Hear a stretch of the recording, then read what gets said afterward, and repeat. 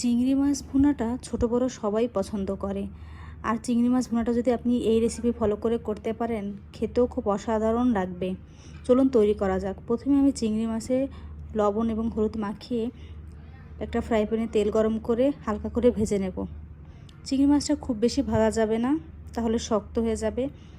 এটাকে আমি 3 থেকে 4 সেকেন্ড করে এক এক পিঠ ভেজে নেব।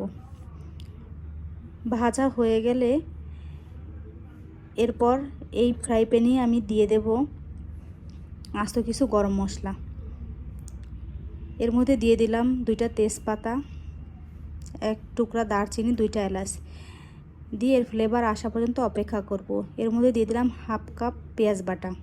এখানে অবশ্যই পেঁয়াজ বাটাটাই অ্যাড করতে হবে, তাহলে গ্রেভিটা অনেক ভালো আসবে। হাফ চামচ রসুন বাটা, হাফ চামচ আদা বাটা, হাফ চামচ জিরা বাটা, স্বাদ মতো লবণ, হাফ চামচ লাল মরিচের গুঁড়া, হাফ চামচ হলুদ দিয়ে এটাকে ভালো করে কষিয়ে নেব।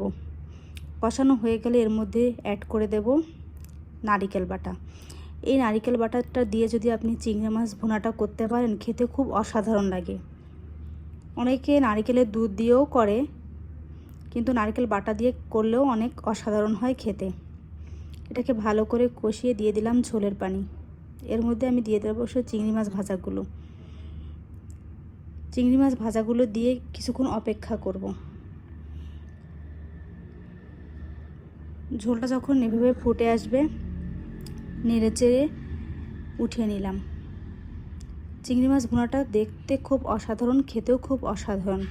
আপনি চাইলেই খুব সহজে এরকম একটা চিংড়ি মাছ ভুনা খুব সহজে তৈরি করতে পারবেন ঘরে থাকা উপকরণ দিয়ে।